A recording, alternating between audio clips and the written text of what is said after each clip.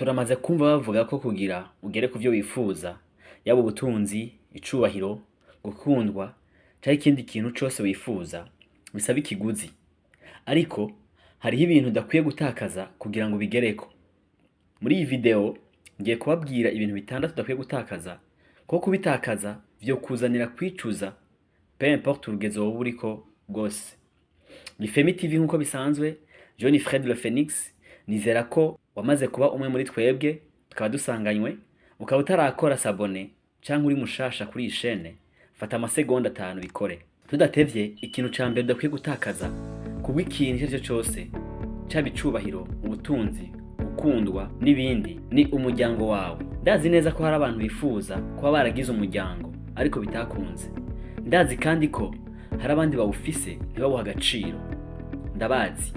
Ariko nyumviriza neza hano, ukaba waragize amahirwe yo kugira umuryango urimwo abantu bagukunda, bakwifuriza ivyiza.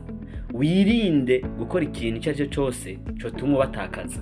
Namba ufise umufasha wawe agukunda, abana bawe bakubaha, bahe umwanya ubona agaciro bafise.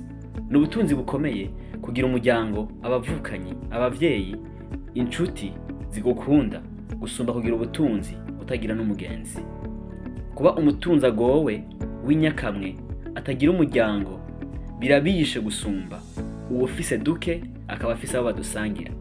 Ikintu gikomeye cane ari nayo mpamvu yo kubaho, ni ukubaho ukundwa nawe ugakunda. Ni ukubaho ufise icuma ry'abawe n'abandi bakishimira kubaho kwawe, kandi ni ukubaho ufise ico wiha n'icuha ko abandi, so kubaho ufise vyinshi. Umwanya umarana n'abawe urahambaye, kandi agaciro k'abavyeyi bagushigikiye, bagufashije muri buri kimwe, ntukwiye kukibagizwa n'ivyo uriko urakora kugira ngo ugere ku vyo ushaka gushikako. Cari ca mbere. Ca kabiri, n'amagara yawe. Hari abantu benshi bamara umwanya munini biruka inyuma y'ibikorwa bibazanira amafaranga, bakora ibi na biriya, kandi si bibi. Nuko gusa hari abibagira gufata umwanya wo kuruhuka, bakibagira ko ayo mafaranga bariko baregeranya yose bashobora kuzoya depensa bayivuzako. Ubutunzi buhambaye n'amagara samajana ni kumwe yavuze. Bimaze iki kubona amafaranga yose waronkeye mu buruhe uyatanze mu kurondera umuganga n'ibitaro vyiza bikuvura kubera indwara zatewe n'uburuhe wagize kubwo kutaruhuka? Ntusamare ku magara yawe, yabungabunge, kuko uno munsi hari abantu benshi bifuza kugira amagara meza, kandi biteguriye kuriha icyo ari cyo cose kugira bayasubirane, ariko bitaboroheye, kuko amagara n'amazi aseseka ntibayore. Niko baciye umugani. Amagara meza asumba ubutunzi, kuko ubutunzi bukomeye kuri jewe ni ubutunzi bw'amagara meza, umushaha n'impwemu nzima. Ibyo bitatu bifise, ibintu vyose ushaka kubironka. Atari uko biri, vyose n'ubusa. Ica gatatu ni ubuntu. Hari abantu baguha ikintu kikaba impamvu yo kugucafuza no kugenda baravuga ko ivyo ufise vyose canke ivyo ugezeko ari bo.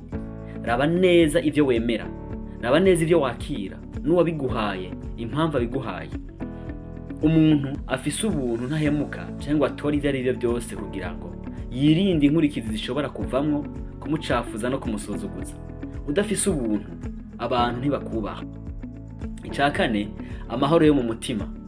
Ninde muntu yumva arambiwe no kuba ahantu hamutwara umunezero, hamubuza amahoro yo mu mutima?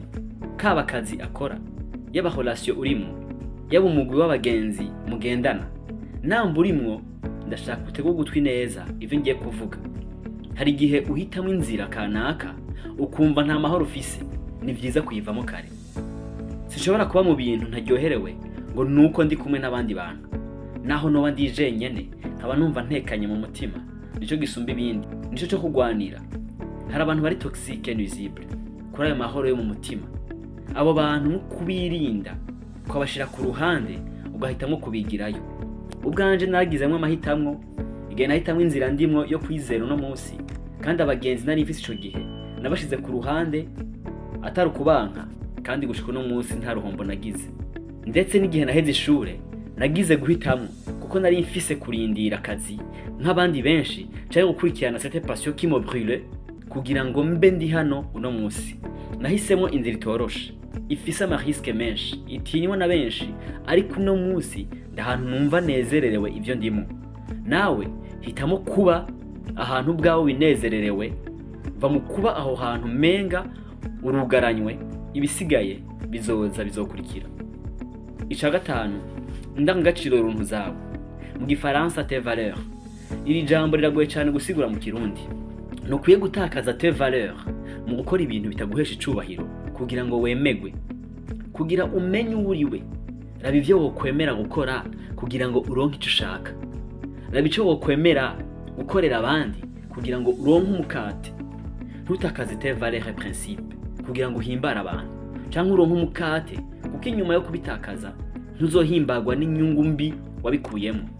Izo ndangagaciro zawe runtu arizo ni tes valeurs ufise, hamwe wozizigama ndo zo gutandukanya n'abandi, kandi ndo zikugaragaza ko ubuntu n'agaciro byawe mu bandi.